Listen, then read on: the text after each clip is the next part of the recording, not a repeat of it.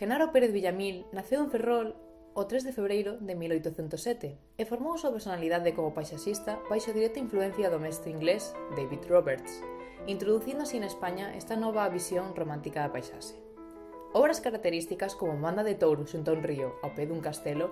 que mostra como nas augas tranquilas dun río pace unha tourada, resume con sereno equilibrio os aspectos esenciais que converten a Villamil no gran mestre da paisaxe romántica española.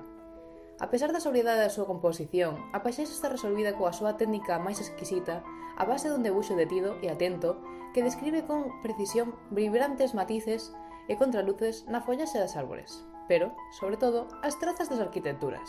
nas que demostran a súa extraordinaria capacidade inventiva, que é capaz de recrear inspiradas construcións medievais totalmente fantaseadas a partir de recordos de edificios reais.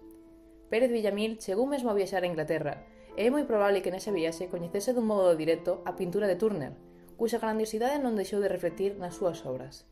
Villamil tamén é coñecido por unha serie de debuxos que se poden atopar no Museo do Prado, en Madrid, entre outros cadros seus.